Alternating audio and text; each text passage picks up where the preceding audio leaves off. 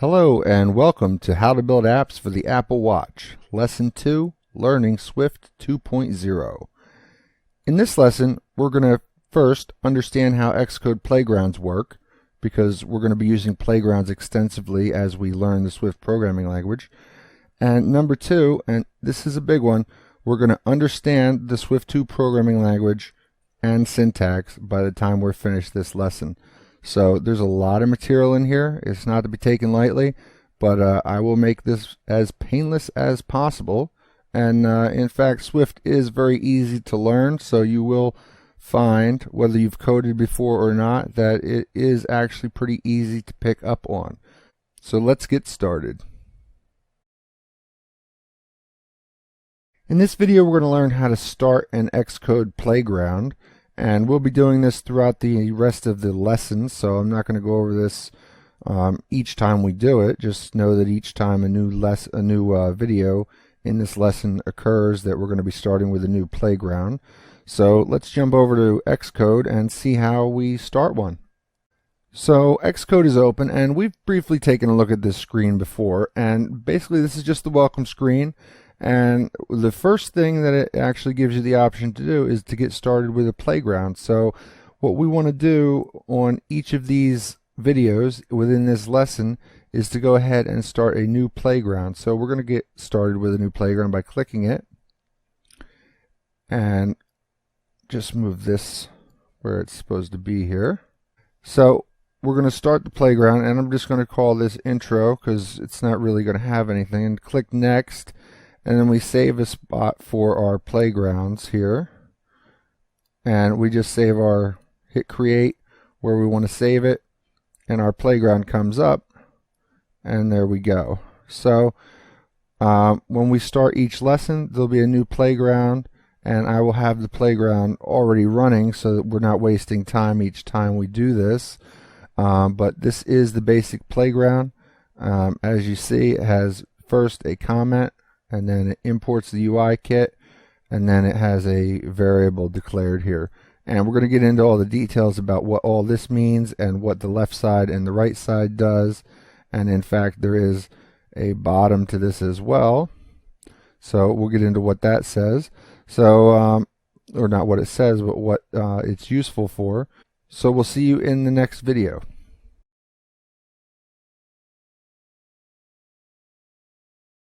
In this video, we're going to start learning Swift, and we're going to open a playground, and we're going to start learning the Swift basic syntax, variables, and constants. So we're going to start right at the beginning here, and we're going to show you the basic syntax.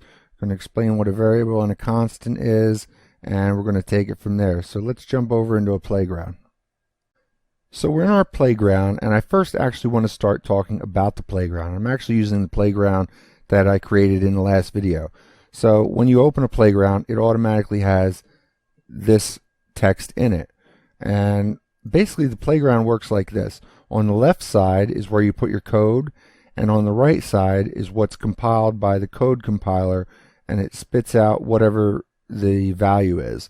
So in other words, this is a variable called str, and it's set equal to the value of hello playground, which is a string, and you can tell that's a string because it's in double quotes. Okay, so all it does is it spits out that it's hello playground on the right hand side.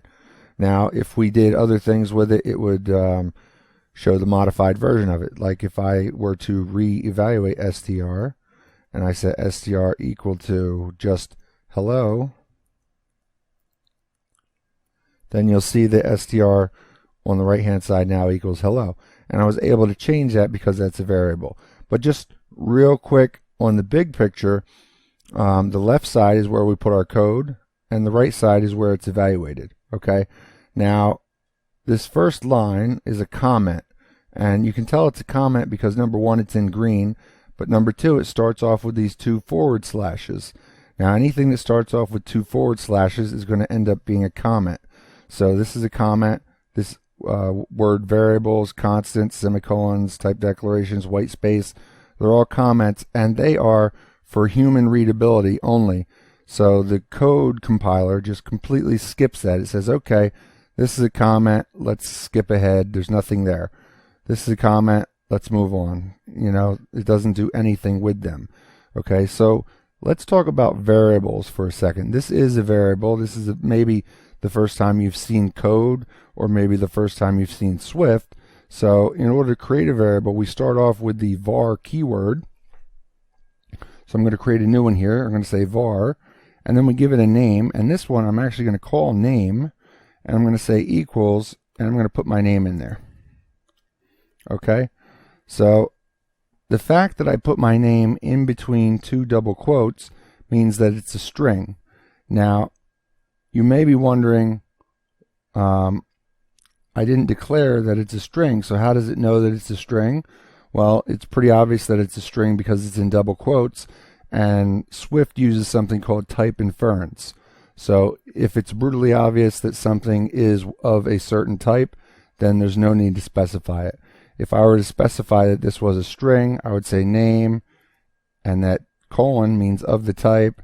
I'll type in string and then say equals JSON, but notice there's no difference on the way that that gets compiled on the right hand side, so there's no need to type in that type declaration. Okay, it's actually poor form. It's considered poor form if you type in a type declaration and it's brutally obvious what the type declaration is. Okay, so just keep that in mind. Now, as a variable, I can also go down and change the value of that variable. So as I did with str, I can say name equals, and then I'll put my full name in. So name equals Jason Ribka, and now when I pull up name anywhere, so if I just type in name here, it'll evaluate that and it'll put the value of that on the right hand side there. You see how that works? So that is a variable, and variables are meant to be changed. So when you create something that is a variable, that means you're expecting the value of it to change. Now, a name, you don't actually expect to change much, do you? So what you would do is you would set it as a constant. And for constants, that means that they can't change, and use the let keyword in order to declare a constant. So we would say let name2 equal, and we would set that to, I'll say Eric.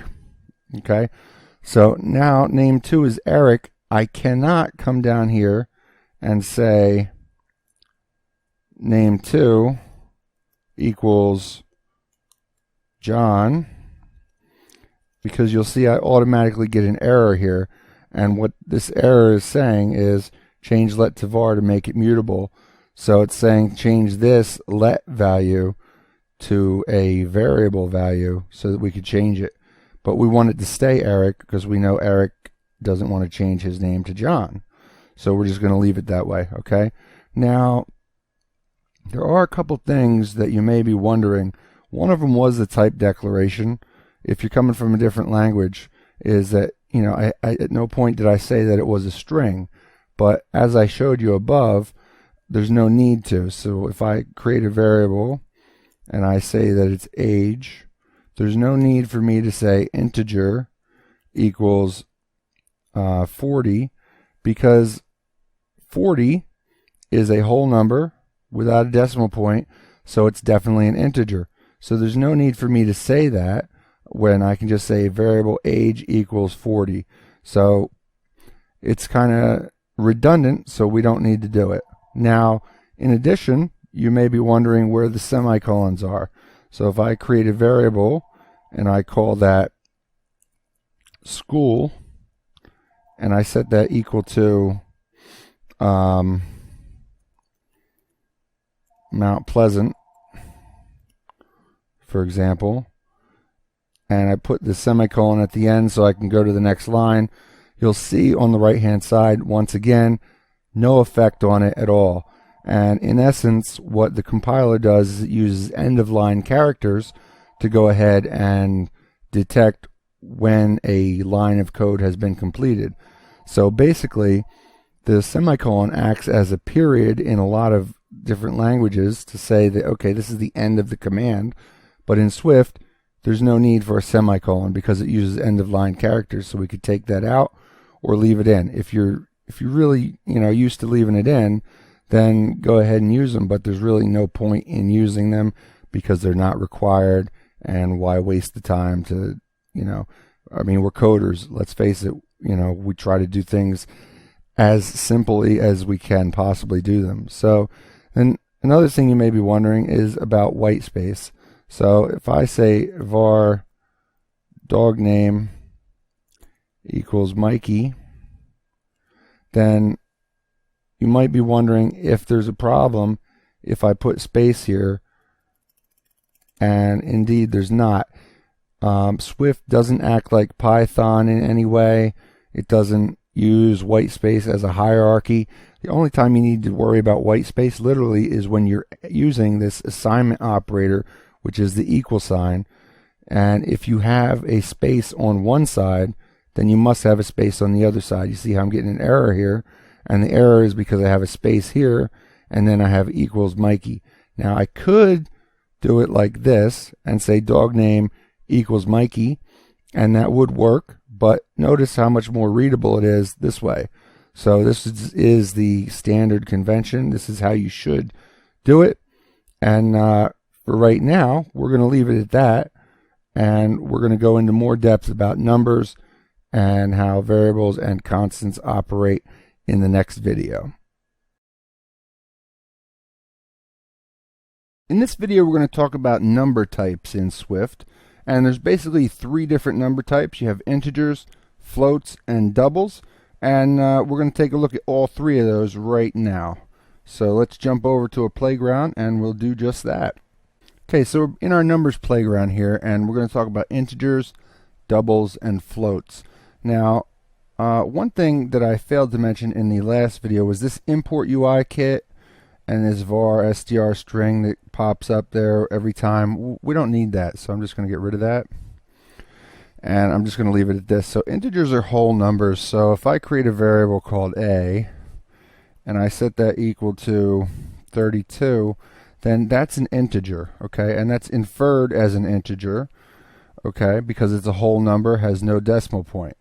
Now, interestingly, doubles have decimal points and floats have decimal points. So when I say variable b equals 32.2, then Swift automatically infers that as a double. Notice that if I say down here variable c, I need to specify that this is a float, otherwise it will think that it's a double. So 32.3 we'll say. Alright, now you don't see a difference in the right hand side. I understand that, but let me show you what the actual difference is between doubles and floats, because the fact that they're made for 64-bit systems or they're made for 32-bit systems really is inconsequential to us if you think about it. And when you're programming, you're not thinking about whether they're on a 64-bit or a 32-bit system. You're really not. So it really doesn't matter. But you will encounter floats when you code, and you will be using doubles when you code. So it's important to actually know the difference. And the difference really is how accurate they are. So doubles are twice as accurate as floats. And when I say that, I mean down to the decimal point. So if we actually need to create different variables here. So I'm going to say variable number 1. And I'm going to set that equal to 32.2. And then I'm going to say variable number 2. I'm going to set that equal to 2.4. And then I'm going to say variable result is equal to number 1 divided by number 2. And then if you look on the right hand side, you'll see how many decimal places that goes over. Now that's a double. Now if I do the same thing, but I specify as floats, so if I create some new variables here, so if I say variable number 3, and I set that, I'm going to set this equal to the same thing, so 32.2, and then I say variable number 4 is equal to 2.4, and notice I have also forgotten to specify that these are going to be floats. So we need to specify that they're going to be floats so we can see a difference here. Otherwise, it's going to think that they're doubles, and we're going to see exactly the same thing. Okay, so then now on variable result 2, we don't need to specify because it's going to be number 3 divided by number 4, which are both floats, so it's going to come out to be a float. So now you see that only goes 5 decimal places over, whereas the double goes about, I don't know how many that is, maybe that's a 12, or I know it goes up to like 15 or 16 depending on how accurate it can actually be. But notice the accuracy is different, where it goes to 4.1667 at the 5th decimal place, whereas result will go much further and give you a much more accurate number or estimation of what that actually is. Okay, so that's the difference between floats and doubles. And why would you use a float versus a double? Well, really you wouldn't, but there's certain parts of programming where you need to use floats because it's so ingrained in the system. So when you need to use a float, you're going to need to specify that it's a float, or a lot of times it will be specified for you and you'll just need to use a float. And the same thing with the integers. So an integer is a whole number, so I can't, this is important, I can't go ahead and then redeclare a and say a equals 8.9, because then that would be a double. Okay, and I can't say that an integer is now a double. And this is what's called type safe and type strict. So once I declare something as an integer, it always has to be an integer. Once I declare something as a float, it always has to be a float. Once I declare something as a double, it always has to be a double. And the same thing goes for a string. I can't set a string to the name of Jason and then say that that string is equal to 45 or 44 or any other number or value, because it just won't work. Once you set a variable, it's set as that same type. Okay, and it has to remain that type throughout the remainder of the program. Okay, all right, so I think that's going to be it for numbers. Now with numbers, if you notice here, I had number 3 divided by number 4. You can use, mathematical symbols the way you normally would. So, I could easily use variables to do this, but if I did 4 plus 3, it'll evaluate on the right hand side and tell me exactly what it is. So you can do all sorts of mathematics. Just use the hyphen. And if you want something done first, so if I wanted to say 4 plus 3 divided by 4, then this would take 3 divided by 4 and then add 4 to it.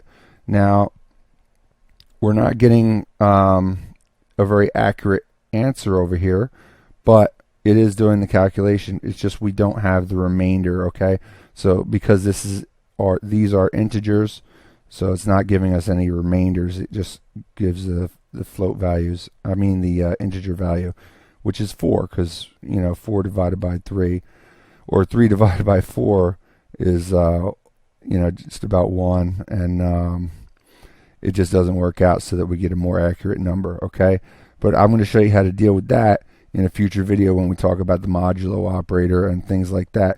I just won't want to bombard you with things right here at the very beginning of the lesson, so we're going to take it kind of step by step, and as we come across things, I'll explain them a little bit more in depth. Okay, so that's going to be it for this video. I'll see you in the next. Okay, so in this video we're going to start talking about control flow. So in other words, controlling the way our code flows based on the value of something or based on the status of something. So we're going to start off with if-else conditional statements, and we'll move on from there. So let's jump into a playground and tackle these if-else statements. So if-else statements are very common in programming, and they're one method of control flow. So in other words, they're one way to determine the way that your code flows through your program, depending upon the value of one variable, or depending upon the status of something. So we'll create a variable here, and we'll call it temp for temperature, and we're going to set that equal to 32 degrees. Okay? And then we're going to set another variable, and we're going to say variable is freezing, and I'm going to make that a Boolean, and initially I'm going to make that true. Okay, so a Boolean, just to touch on that real quick, a Boolean is either a true or false statement. And yes, this is kind of poor form where I'm declaring that it's a Boolean and setting it to true at the same time, because if I said is freezing equals true, then it's clearly a Boolean. But I just put that there so you know how to declare something a Boolean if you wanted to. Okay, so what we're going to do is we're going to take a look at the if-else statements now, and we're going to basically set the variable is freezing based on what the temperature is. So we're going to say if temp is less than or equal to 32, then we're going to say is freezing is true. And then otherwise, and we could just say else here, or we could say else if temp is greater than 32. That's not greater than, that's greater than 32. Then what we would do is we would set is freezing equal to false. And then just to finish this off, then we're going to say else. So if it can't determine those two, we're just going to do a print line. And the way you do that is you just say print. We'll put a string in here, and we're going to say could not get temperature. Okay, so now you'll see that this if-else statement is already evaluating things. Okay, so basically it says freezing is true over here based on this temperature 32. But if I set this to 36 or 35, then it'll automatically evaluate to false. And if I, well, there's no way for me to set it because I don't have it as an optional. We haven't gone over optional, so I don't want to get into that right now. But basically what it's doing is, if it's less than 32 or equal to 32, then it's going to set is freezing to true, which is already set to true. But if we had set it to equal a Boolean without setting the value, then we could have done that. But I want to wait until we get to optionals to show that to you. And then if it's over 32, then we're going to set is freezing to false. So right now it's 35, and it's evaluating to false. And if none of those would evaluate, we could actually go ahead and print a line that said could not get temperature. Now we can also, instead of just setting it to is freezing, we could also do a print line here where say it's freezing. Okay, so we'll get that print line going, and then here we would say it's not that cold, we'll say. And you'll see that that also evaluates over there on the right hand side. Now if you look here closely, you're getting this new line character at the end of here. That just happens in a playground. Don't worry about that. That won't happen in your real code. And anything in a print line would just go in your console at any rate anyhow. So that would be down here. So it's saying it's not that cold. This backtrace and everything is just because of the beta, so don't worry about all that. But it's just saying it's not that cold down there because that's what it's evaluating to. Now if I change this to 32 again, or anything under 32 really, then it says it is freezing, and is freezing is set to true. So you see how that works? It's it basically goes off of the variable, and it evaluates it, and if this is true, it runs what's in between these two blocks of code. And then if we have an if statement, then if this is true, it runs what's in here. And if we didn't have this else statement here, then we could have just said else is freezing as false, because it wouldn't be under 32. So we could make it that simple, and that would be, you know, the optimal way to do it, because you don't really need to declare, you know, that if it's 33 or above, you know what I mean? So that's really all there is to say about if else statements. As you use them, you'll become much more familiar with them, and you will grow to love them, because they are very, very valuable in your code, and you'll get to know that very early on. All right, so we will see you in the next video, where we're going to talk about another conditional statement, which is called the switch. Now we're going to take a look at switch statements, and switch statements are another type of control flow statement that basically evaluates a variable or a set of variables or the status of something, and then switches what is to be done based on what that is. So let's take a closer look in a playground. So a switch statement is very similar to an if-else statement in the fact that it evaluates something, and if one condition is met, it runs a certain set of code, and if another condition is met, it runs a certain set of code. And as you saw in the if-else statement example, you have the if, else if, and then else statement, which could technically go on forever if you wanted it to. You could have that meet an unlimited number of options if you needed it to, but it's a little easier to do that with a switch statement. So what we're going to do is we're going to say that we have a variable called score, and we're going to set that initially to an 85.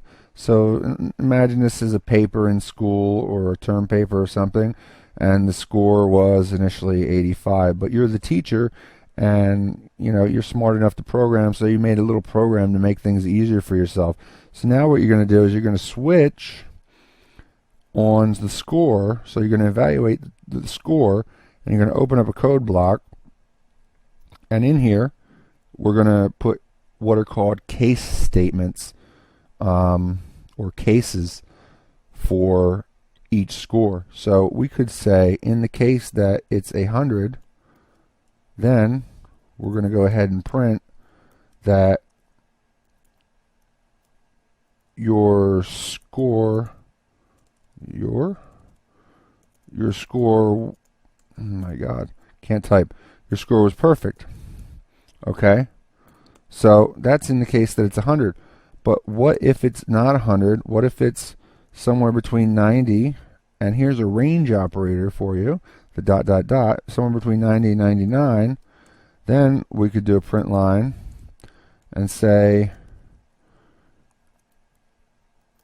you scored an A, right?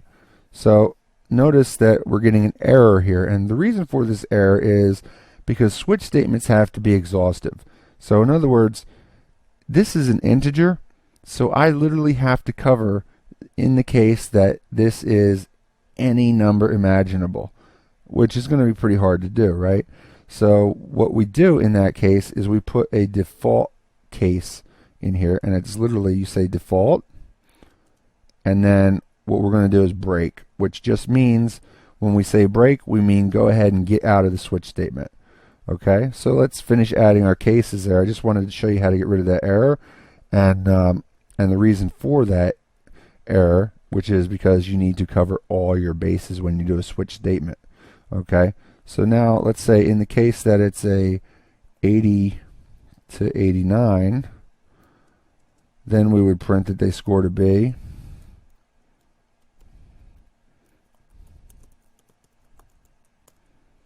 Okay, and I'm missing one period there, that's why I'm having that error pop up.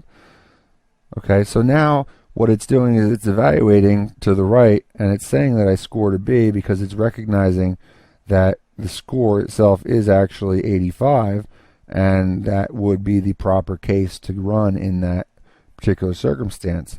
So we're going to make another case for 70 to 79, and in that case we're going to say they scored a C.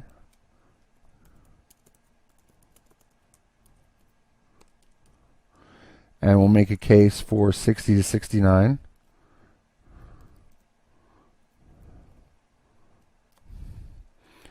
And in that case, we'll just print and say you scored a D.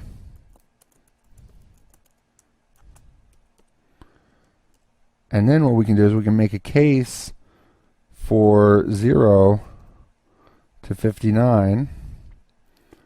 And we can just say that your score wasn't so good. Okay, so now if you look at this, what we have covered is if they get 100, they're going to get one thing printed out. If they get 99 or a 90 to a 99, they're going to get an A. 80 to 89, just like you would expect. But then in the case that it's anywhere from 0 to 59, your score wasn't so good. And then the default would break out of here. So in other words, if I put this at, let's just do a couple examples. If I put it at 45, then it'll show that your score wasn't so good. But if I put it at 100, then it'll show that my score was perfect. And then what happens if I put it at 101? Nothing. You notice that nothing happened on the switch statement, but in fact something did happen, is that it evaluated that it was 101 and it went to our default case and broke out of the switch statement. Okay, so those are switch statements pretty much wrapped up, and they're very useful. You're going to find that you're going to use switch statements quite a lot, and I tend to use switch statements more than if-else statements because you can do more options in a more concise type of language. But if-else statements definitely have their purpose, and you'll see me use a lot of those. But you'll see me use switch statements whenever I can. Okay, so try to get into that habit of using switch statements because they're a great tool. Next, we're going to talk about the ternary operator. So we'll see that in the next video.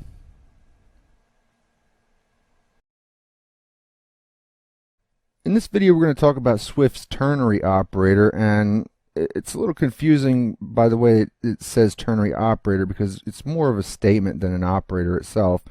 So, but what we're going to do is we're going to take a look at it, and what it does is it allows you to write a simple if-else statement on one line. So something that generally would take about 4 lines of code, we can do in one line, and let's show you how that looks like in a playground. Okay, so as you see, I have this if statement that we worked on earlier, and it basically evaluates the temperature. And if the temperature is 32 or below, then it sets the is freezing value to true, and otherwise it sets it to false. And excluding the print line statements, that takes about 4 lines of code to do, but we can do it in 1 line of code. And the way we would do that is we try to redeclare the is freezing variable, and we say that that's equal to the temperature, which is what we're evaluating, which is going to be less than or equal to 32, and question mark. If that's the case, then we'll set it to true, and colon, otherwise we'll set it to false. So that one line, although at the very first time you look at it, it may seem a little confusing, that one line does exactly what this whole if statement does, with the exception of printing those lines, because you don't see me print those lines. I'm just setting the is freezing variable. Okay, so it can be useful. Will you see me use this a lot in practice? Not really, because it's not as readable, and as someone who teaches code, I like to have the emphasis on readability rather than short code. Even though short code is nice, readability is much better when it comes to the coding world, in my opinion. So as you'll see right now, it's evaluating to false just like this is, but if I set this to 23, then it'll evaluate to true on both the if statement and on the ternary statement. Okay, so pretty simple stuff. We can also set a variable based on it, and as you're declaring it. So I could say var statement, and I need to declare this as a string, and then I could say equals temp less than or equal to 32, and if that's the case, then my string is going to be it's freezing, and then otherwise it's going to be it's not so cold. So you'll see right now it's evaluating to it's freezing, and if I set it to something above freezing, like a nice balmy 89, then you'll see that it's not so cold. So a couple of different ways to use this. This is actually, if you look on line 20, this statement is actually pretty cool because it's like a property observer, and I'm going to show you what a property observer using a getter and a setter is a little bit later, but it is pretty neat line of code. It does do a lot in a very little bit of space, but readability does come into question. Now, if you can grasp this, great, you can use it in your code, but just keep in mind it's only good for either or situations. So it's only good for a if-else statement that literally has an if and an else, not an if-else statement, and definitely not something that would be more complicated like a switch statement. So, but that's with ternary operator. It can be useful at times for you when you're doing your own code, and just weigh the possibility of whether it's readable or not. Okay, and that's it on the ternary operator. In these next few videos, we're going to go over collection types in Swift, and there are in fact 3 collection types. They are arrays, dictionaries, and sets. And I also like to include tuples in as a collection type because although they're not technically classified as a collection type, they act as a collection type. So we're going to go over those, and we're going to start with arrays. So we're going to jump into a playground and take a look at arrays in a little bit more detail. So arrays are perhaps the number 1 collection type for just about every programming language. And what do I mean by collection type? Well, so far we've been dealing with variables that hold one single value. So it'll hold a string, or it'll hold a number, or anything else really. But now we're talking about collection types, and like I said, we're going to start with arrays. And arrays are an indexed type of collection, which means that when you put something into an array, it returns the array as you put it in the order that you put it in.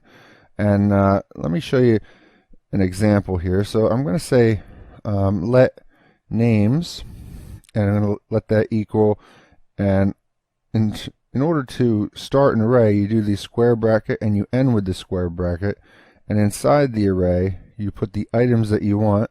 So this is going to be an array of strings, and it's going to have my name, and then I'm going to put Christina, and I'll put Lenny. Okay, so now this is a collection of 3 names, which we refer to as an array, and specifically it's a string array because it has all strings in it. Now, one thing to note about arrays and the way they operate is that once you specify the first item as a string, then the rest of the items also must be strings. So we can't mix and match. We can't have Jason and then the number 2 and then Lenny. It has to be, Jason and then Christina and then Lenny. They all have to be strings. Now let me show you how this is indexed, because it's in zero-base index rather. So the index goes something like this. For Jason, that would be at index 0, because these are zero-base index. Christina would be at index 1, and Lenny would be at index 2. Okay, so that's how it's indexed, and that's in fact how you go ahead and pull something out of an array. So if I wanted to pull Christina's name out of the array, well, she's in slot number 2 or index 1, so I would say names, and then in order to go ahead and grab that, I would put a square bracket, put the number 2, and put another square bracket, and then, the number 1 for Christina rather, and it would say on the right hand side what the value of that is on the right. So what I created there when I said let names equal and then those 3 names, that was called a array literal, and the reason it's called an array literal is because I specified what's in the array at the time that I created the array. So in other words, let me show you one way that we could create an empty array. So if I create a variable and I call that empty array, and then what I would do is I would say that's going to be of the type string array. So that's just the string value inside of the array brackets, and then I would set that equal to an empty array. Okay, so this is how you create a array that doesn't have anything in it. Okay, now I could also create an array in a different way, and we create an array called dog names here, and we're going to set that equal to, and we'll say an array of strings, and then we'll use these parentheses to go ahead and activate that array. So you see the empty array and dog names array on the right hand side are simply empty arrays. Okay, now suppose I wanted to go ahead and refer to that names array again, and I'll just type in names here. So on the right hand side we have a clear reminder of what's in there. Now let's say I didn't want Lenny in there, then all I would have to do is say names dot remove last, and that would remove Lenny from the array. And then if I pull up names again, you'll see on the right hand side that, what's my error here? Oh yes, when I created that, I created it as a constant, so let me change that to a variable so we can modify it. So then you see where I say remove last, and that takes Lenny out of there, and then the names array simply has Jason and Christina, basically the way it's supposed to be. So now we've seen how to create an array literal, we've seen how to create an empty array, and we've seen how to remove something from the last area of an array. Now let's just say that we wanted to know how many items were in the names array. We would just type names.count, and on the right hand side it would tell me how many items are in there. Now there's only 2, but if we do dog names.count, that would be 0. So how do we add something to an array? Well, it's actually pretty simple.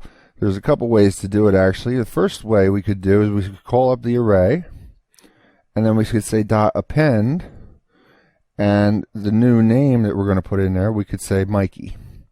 Okay, so there we have the array, and if you look on the right hand side, it shows the array has just the one item in there, which is Mikey. Okay, so we could also add to this array by saying the array name and then going plus equals and then adding basically a couple array items, like I'll say Latte and Bianca, which are 2 dog names. So now if you look on the right hand side, you'll see that the dog names array has 3 items in it, and it's Mikey, Latte, and Bianca. Okay, so let's say now we wanted to, and I don't want to get too much into this, but if we wanted to go ahead and cycle through the items in an array, we could do a for loop where we cycle through the names in the array, and we could just say for, and we make up a name like name in names, and then every time it comes up with the word name, goes through that, every time it iterates through that, what we're going to do is we're just going to print the variable that we just created, name, and you'll see that it does it 2 times on the right hand side because there's 2 items in there. And if I hit this eyeball, or it's coming up where you can't see it, so if I hit this, you'll see that it has Christina, and there used to be a way to show the entire thing, but now I guess it just shows one. So, but it also shows JSON in there as well. So basically that's how you do that. But don't worry about the for syntax, because we're going to get into for loops and for in loops and repeat loops and whatnot later. Okay, but that's arrays, and arrays are actually they're pretty simple. So as you see, it's easy to go ahead and add something to an array. It's easy to remove something from an array, and it's easy to get something directly from an array based on its indexed location. Okay, now, and keep in mind that arrays, when returned, are returned in the way that they were put in. So when you put something in index 0, it stays in index 0 until it's removed. Okay, so that's going to be it on arrays. Next, we're going to take a look at dictionaries. In this video, we're going to talk about another collection type in Swift, and that is the dictionary. Now, dictionaries are somewhat similar to arrays in the way that they look, but they are very different in the way they store values. So in other words, they use a key value pair, and let me show you what that's all about. We'll jump over into a playground right now. So with dictionaries, you have a key and a value, and I'm going to demonstrate that by creating an empty dictionary. So I'm going to call this items, and I'm going to make that of the type string string. So string and string, and I'm going to set that equal to an empty dictionary. Okay, so you see on the right hand side there that it shows that I have an empty dictionary now. Now the more common way that this would be done would be, I'll just create another variable just called items2. The more common way it would be done to create an empty one would be to say items2 is equal to a string dictionary, and then use parentheses to go ahead and activate that dictionary. But you see on the right hand side there's absolutely no difference on the output. So either way you decide to do that, that's fine. Now the thing about dictionaries are, once you create them, then they need to stay the way they are in regards to the setup of the key and the value pair coding types. So let me explain what that means. So I'm going to create another dictionary. I'm going to call that products. I'm going to set that equal to, and I'm just going to create this array here. So I'm going to make a key of 123 and a string of, we'll say apples here. So there's an item in our products array called apples, and that has a key associated with it of 123. And if I make another one, we'll say 234, and that is we'll say bananas, then you'll see that it adds bananas to the dictionary as well. Now, as I said, once I added that 123 here, I can't go ahead and say that this is 123.2, because 123 is an integer, so this needs to be an integer. This is a string on the value, so this value needs to be a string.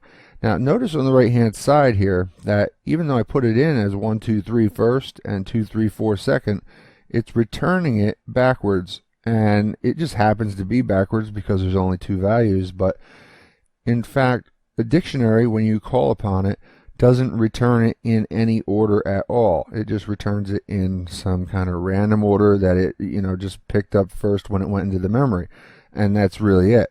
So if I have this products array and I want to add a new product to it, I would just say products, and then I would go into the key, and this will go into the key 345, and we'll set that equal to oranges. Okay, so now that's oranges, but if we go ahead and we type in our products array again, or not array, but our products dictionary, then you'll see here that we have 3 items in there. So it's 234 bananas, 345 oranges, and 123 apples. And that's a typical use of a dictionary. This would be basically, if you were storing SKU numbers versus items that you sold, that would be a good way to do it. So what I'm going to do now is I'm going to create a string dictionary, and I'm going to just copy and paste this because we can save a little time that way. So I've created a dictionary called states that uses the abbreviation as the key as a string and uses the long name as the value. So you see we have New York, New Jersey, New York, Pennsylvania, and California, and that's all well and good, but let's say that we realize that Pennsylvania isn't technically called Pennsylvania, it's technically called the Commonwealth of Pennsylvania. So we could say states dot update value, and the value is the actual value. So that would be the Commonwealth of Pennsylvania. And that would be for the key. You need to know the key of PA. Now, notice now when we call up states that it says Commonwealth of Pennsylvania there.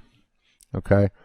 Now we can also just pull up any of them. So let's say I wanted to get the value that's associated with the abbreviation NY.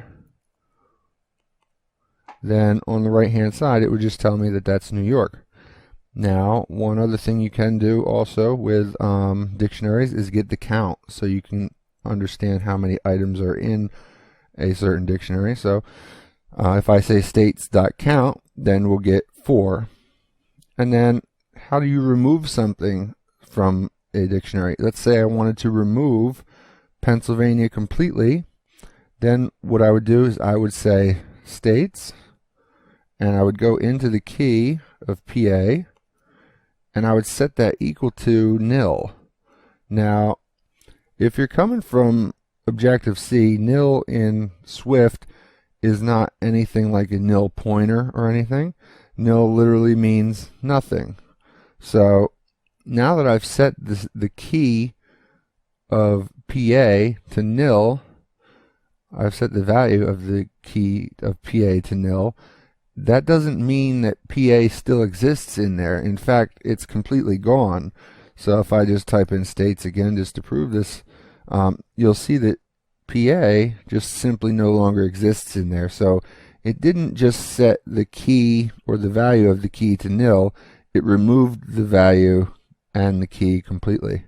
Now one other thing I want to show you, and this will finish up with states, is, and I know we didn't get into for loops, but one thing that we can do with here is we can iterate through a dictionary like we can iterate through an array using a for loop. So if I say for, and then I make a tuple, and I'm just going to say this is abbreviation and state, oops, and I say in states, and then what I can do is every time that goes through I can do a print line that says abbreviation, and this is how we pull out a variable. You see there's 3 characters, and then I would put abbreviation in there and say is short for, and then I would pull out state, and you'll see that that's doing that 3 times. And what it's doing is, hopefully it'll let me show you here, it's saying, for example, New Jersey is short, NJ is short for New Jersey, and it's doing that 3 times. We just can't see the 3rd time or the 2nd time. We're only seeing one iteration of it. But this here, where we call out a variable within a string, is called string interpolation. And you'll see this used quite a bit. This is very, very commonly used. And there's also something called string concatenation, which uses a plus symbol and spaces and things like that. And I think concatenation is a little less readable than interpolation. So we're going to use interpolation, and don't worry about the term interpolation, because when we use it, we're not going to say, now we're going to interpolate. We're just going to go ahead and do it. So don't worry about that too much, and don't worry about this for statement too much. But I just want to show you that this here what we made here is what we're going to talk about in a little while, and that's called a tuple. So I quickly made that tuple with two temporary variables so that I could make this print line within this for loop. Okay, so that's going to be it on dictionaries for the moment, and what we're going to do next is talk about sets. So I'll see you in that video.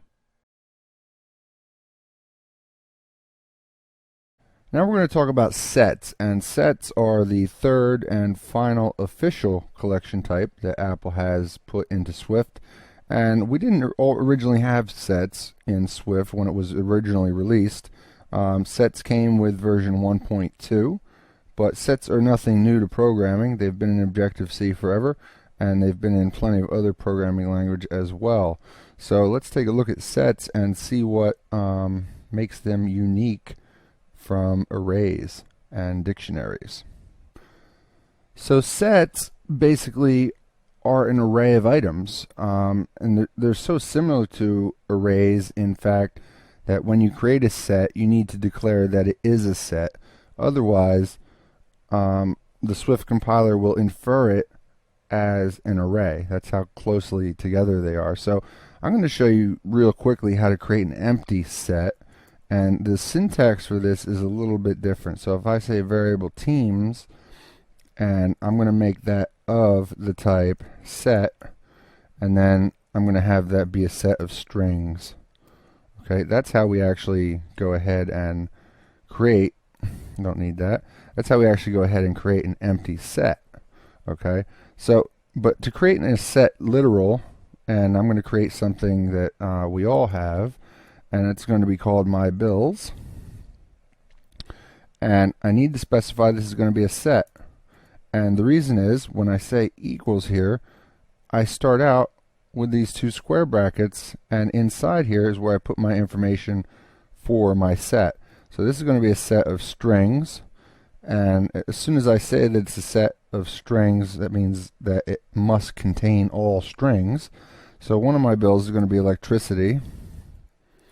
Okay, and then another bill would be my cell phone, and another, whoops, I don't know how I got there. Another bill would be water. Wow. And then let's say I have to also pay for my internet access, right? And then let's say I mess up and I put water in there again. This is what makes sets special. You see how I have water in there twice. But if we look to the right here, water is only in there once. And the reason for that is that everything in a set must be unique. So if I have water in there once and I try to put water in there again, it won't take it. It will allow you to do it, but it won't do it on your return. So keep that in mind, and that's what sets are really useful for. So if you have a set and you want to or if you have a set of data and you want to make sure that all the values are unique, let's say you had account numbers or vehicle identification numbers or something like that, and you wanted to make sure you didn't accidentally enter the same one twice, then a set would be ideal for that, because you could literally enter it the second time, but it wouldn't show you that it's entered in there. Okay, so now just like with arrays, you can say mybills.count to find out how many items are in there, and you'll see that it says 4 items. Now note that we have entered 5 items, but since water is only being shown once, it's only going to count it as one thing. So how do we add to a set?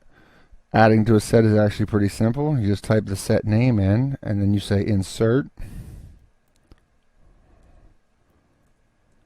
and you put a new bill in there. So we could say that one of our bills is car insurance, right? Okay, so, and then let's say we wanted to remove electricity because now our landlord pays for our electricity. We could say my bills dot remove, and we could type in electricity, and it would remove electricity.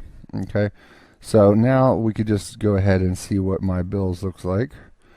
So we have cell phone, internet, water, car insurance, and notice that sets don't return in order. So here it's saying cell phone, internet, but technically it should be saying cell phone, water, internet, and it's not. So they don't return in any order. That sets them apart from arrays as well. So difference between sets and arrays, their syntax is exactly the same, but they act a bit differently. They don't return in order. They're not in an indexed. They're not in an indexed location, so they don't return in any order, and they must be unique values. Now, one cool thing about sets, and you can do this with arrays as well, but I think it's neat because these are my bills, and I can say remove all. And then I have no bills, which is perfect for me because, you know, I love that.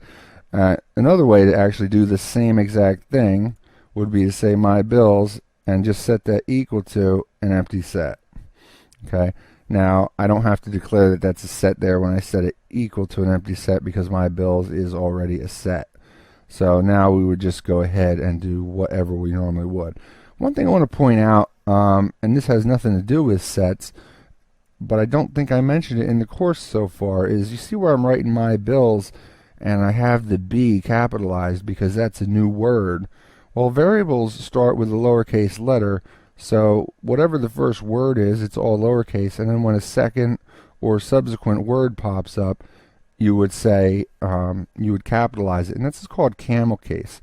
So if I just create a regular variable and I call that my dog name, this is how it should be done. And you know, and I would set that just equal to my dog's name. Okay, so but that's how it should be done, camel case. And there are cases where this should be capitalized in the front, like classes, structures, enumerations, things like that, but we'll get into those details as well. But I just wanted to point that out to you because it just occurred to me that I hadn't pointed out camel case to you before, and you've probably seen me doing it this way and wondered if that was a normal convention, and that is indeed the expected convention in programming in Swift. Okay, so that's going to be it on sets actually, and what we're going to do now is we're going to look at the unofficial collection type, which is a tuple. Okay, now we're going to talk about tuples, and tuples are not officially a collection type, but they act so similar to a collection type that I decided to include them here. Swift language just recognizes a tuple as a type, not a collection type, but they are in fact a collection type, and I'll show you what I mean by that when we hop into the playground. Now don't get hung up on whether it's tuple or tuple. Just say it however it sounds normal to you. For me, I've just been calling them tuples ever since I've been using them. So they're they're not specific to the Swift language. They're also in other languages. So I've always called them tuples, and we're going to see what they're all about right now when we jump into a playground. Okay, so on the screen we're looking at a product index, which is a dictionary, and it's a integer string dictionary. And this is the nice thing about tuples. Now this is the actual tuple here, and you've seen something similar to this when I talked about dictionaries. I showed you an example of a tuple in a for loop with the states, if you recall. So this time we're just doing it with the skew and the product, and the nice thing about this is that the skew can be an integer while the product can be a string, and everything will work out right. So if I go ahead and I look at what this is returning, it says the skew for pairs is 967, and it's doing that 4 times, but we can only see the 1. But that's the really cool thing about tuples, is that they can contain multiple value types in one tuple. So using a tuple to iterate through a dictionary is something that's very common, and something that's not as common but it probably should be is to just go ahead and create a tuple. So if I were to say let tuple 1 and I say equal, Now to create a tuple, we got to go in parentheses, and I'll say that one value is going to be my name.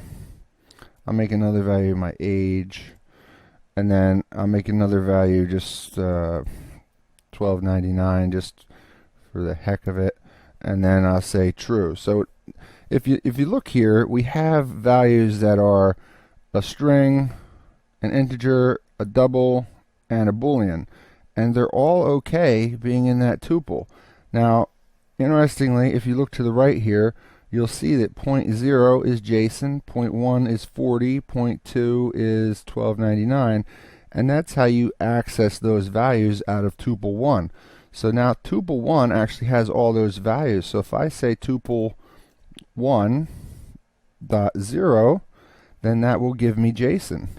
But if I say tuple 1.3, then that'll give me true. So it's just another way to get things out of that tuple and to show us that information. Now, one really common use for a tuple is when you have a function that returns more than one value type. You would return it as a tuple. So I know we haven't gone over functions yet, but I like to get you in the mode of seeing things beforehand, because we really haven't gone over for loops yet either. So to create a function, we use the func keyword, and then we name it.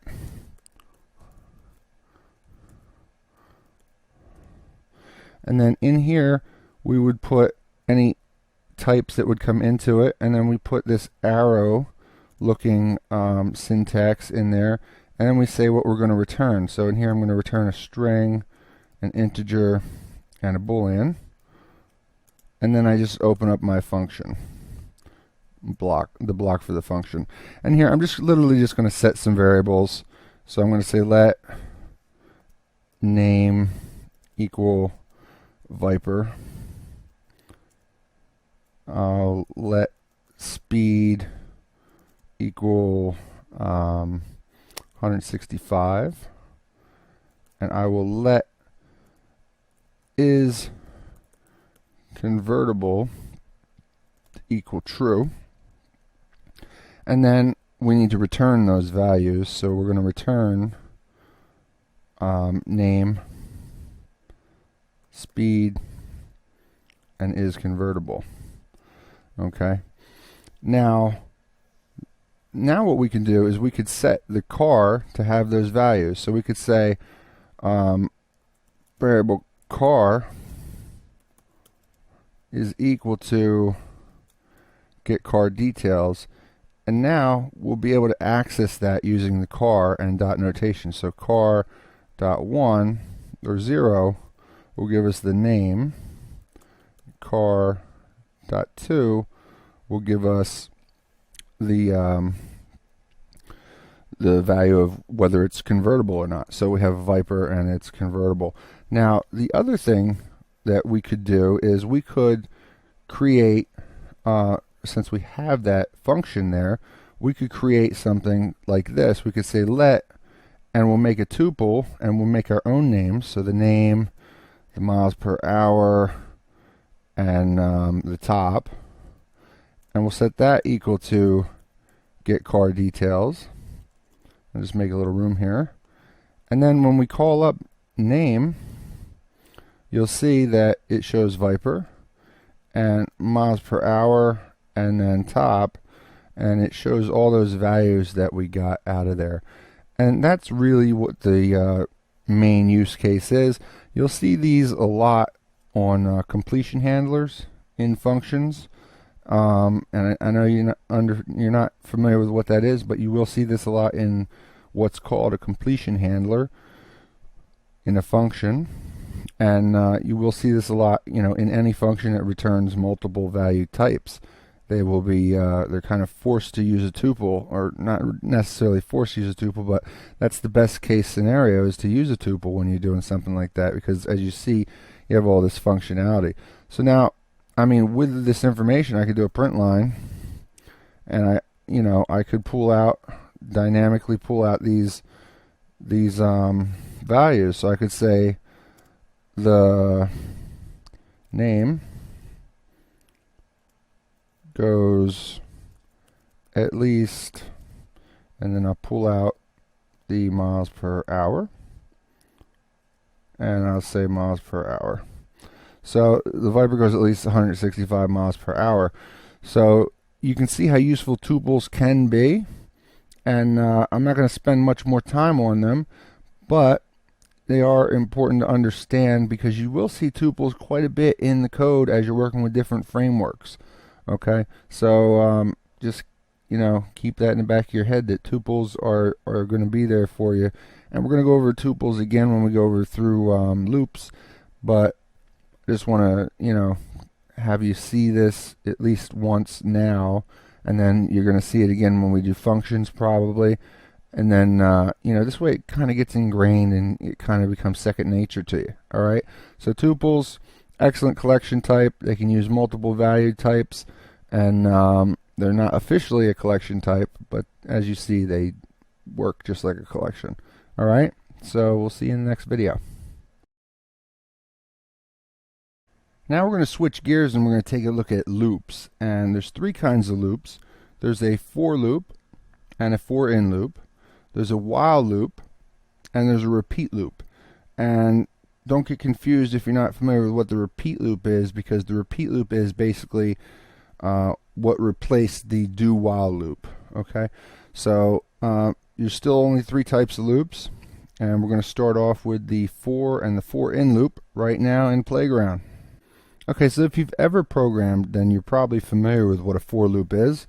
And the first for loop I'm going to show you is where we declare the variable and set its value, and then we go off of that. And it has three sections, and this is more than likely the for loop that you're most familiar with if you are coming from a coding background. So what we do is we say for var, and we create a variable. In this case, I'm going to create a variable called I, and I'm going to set that equal to 1. And then we put a semicolon, and then we say under what circumstances do we want to evaluate it. So I'm going to say if I is less than or equal to 10, then I want to go ahead and evaluate that. And I could leave it like that, but I'm going to just space it out so it looks correct. And then we want to say how we want to increment I. So in this case, we're going to take I and we're going to go plus plus. And plus plus just means add 1 to it. It's shorthand for I plus I, basically. So, and then all we're going to do in this case, as we go through this loop, is we're going to print a statement.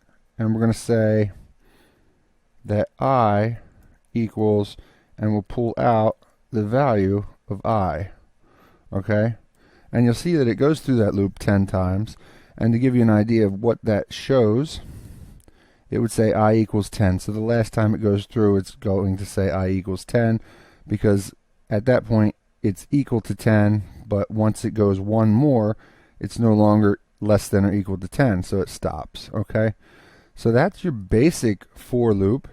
And then for a for in loop, you need to have something to go ahead and loop through. So what I'm going to do is I'm going to create an array real quick, and I'm going to say let names equal, and I'm just going to create an array of names. So I'll say my name, Rivali, and Barnali,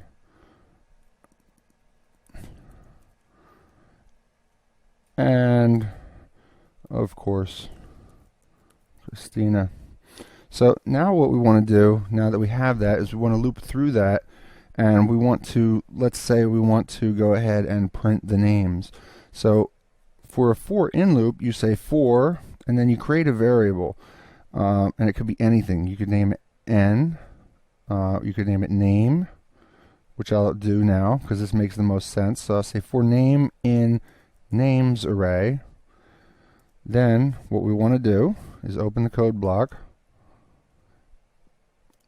and all we want to do is go ahead and print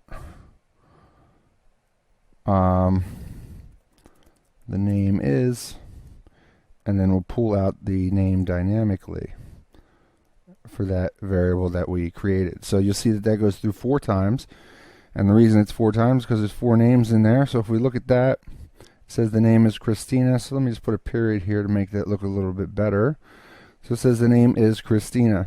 Okay, now the only thing else I want to show you here about for in loops is going through a dictionary. So first we want to create a dictionary. So I'm going to say let inventory equal, and we're just going to make a dictionary literal here. So we'll say 1, and that'll be TV, and then we'll say 2, and that'll be radio, and we'll say 3, and that'll be newspaper. So I should have probably made that media types or something, but you get the point. So then what we would do is we would do a for in loop using a tuple. So we would say for, and we'll just say index because they're numbered, and then item in inventory, and we're going to loop through that, and we're going to go ahead and now, you know, what we're going to do is we're going to print out a value. Now normally you would do something additional than printing out a value, but we could say item and then pull out the index,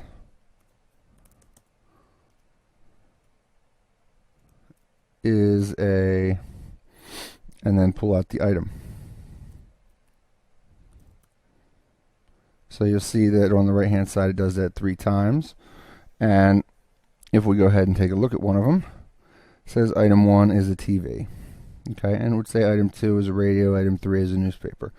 Okay, so for loops, very useful. I'm actually going to use this same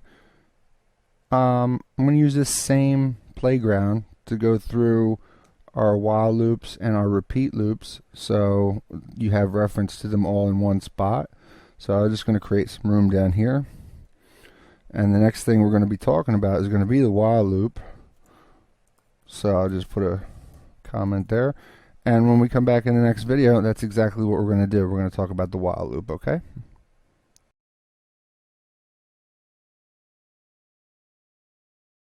In this video, we're going to continue our discussion on loops, and we're going to go into the while loop. So we're just going to jump back into that same playground that we had open for loops. So a while loop runs, as you might expect, while a certain condition is met. So basically, in order to use a while loop, we need to have a variable set. So I'm going to set variable x equal to 0.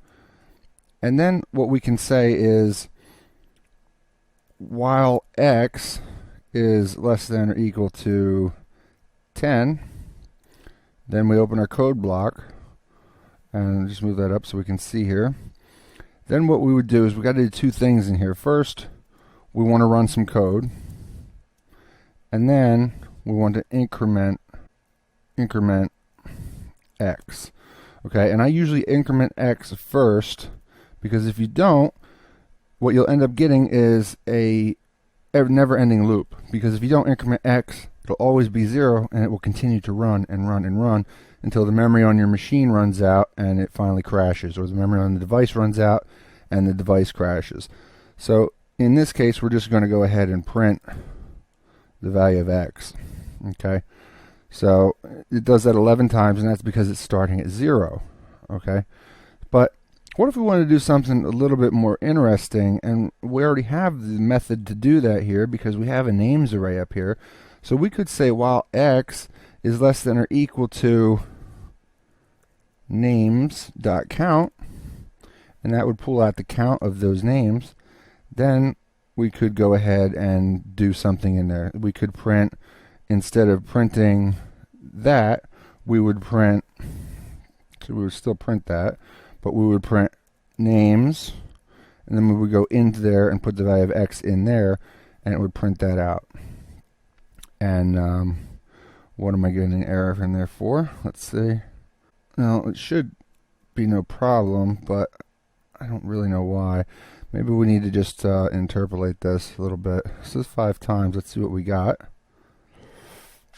Names x, yeah. So let's just, we'll do an interpolation on this.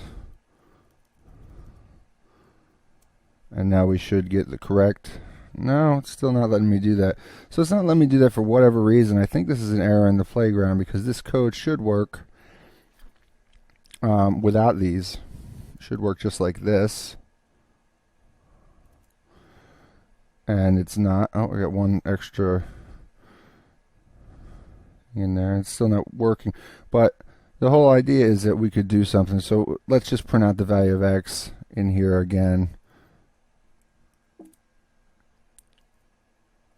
But really, we should be able to pull the name out of there by going into that array. And it's just not letting me in this playground for whatever reason. So 5 times, it's just going to print out the number. So, you know, it goes up to 4. So 0 through 4 is 5. All right. But that was really just to show you that we don't have to go by a specific number. We can go by a number that's, you know, dynamically changing, like the array of names. You could have names being added, you know, to your array every couple seconds, and this while loop would still run, and it would change, and it would do whatever code you have in here to go ahead and do. Okay, so really that's all on while loops. And next we're going to take a look at the repeat while loop, which is very similar to the while loop, and we'll go over the difference in the next video.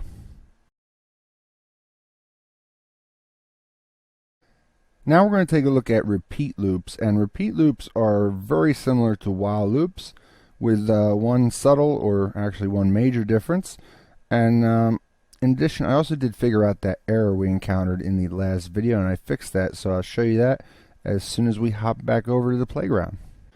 Okay, so that error was occurring because I had an equal sign in here, and we need to have it just say less than names.count, because the count is always going to be one more than the index. So it encountered an error when it got to names.count, and it tried to pull out the index at, let's see how many there are, the index 3. When it tried to pull out index 4, it encountered an error. So we need to just have that as less than, and then this works as expected if we take a look at it. Not that way, but if we take a look at, well, it's not showing, it's not letting me show. Oh, I'm looking at the increment, sorry. It just prints out the name there, so it pulls the name out of the array. So it's going into the array and pulling the name out at the array where the value is x, which is within the names.count. So it pulls out a valid name every time. Okay, so let's just close that up. And now we're going to take a look at the repeat loop. And the repeat loop is very similar to the while loop. And basically what we do is, because I have x set at 0 already, we can just go ahead and repeat based on x. So we do a repeat loop by starting it with the word repeat, and then we immediately open up a code block, and then this is where we put the code to run, and then this is where we increment x in this case. And then after this, we're going to say while x is less than or equal to 100. Okay, so what we're going to do on the incrementer is we're going to go ahead and we're just going to say x plus plus, and I don't want a big X, I just want a regular X. So let's say x plus plus, and then the code to run, we're just going to go ahead and print. Now it's only running 97 times because the variable x has already been modified by our while loop above. Okay, so don't let that throw you off. But you know, if I had commented out that while loop, it would run you know, 100 times. So what we want to do here is we're just going to print the value of x, and you'll see as that just does it 97 times because we're already at 4, so it would do 101 from 0 to 100 normally. Okay, so basically the difference between a while loop and a repeat while loop is that the repeat while loop will run no matter what. Notice there's no check of anything before this runs, and then it says while x is less than 100. So x could be 130. So as a matter of fact, let's make x 130. for right now, and I'll just comment out this while loop. And a quick way to comment things out is to just highlight it, and then press Command ? Okay, and that repeats that while loop out.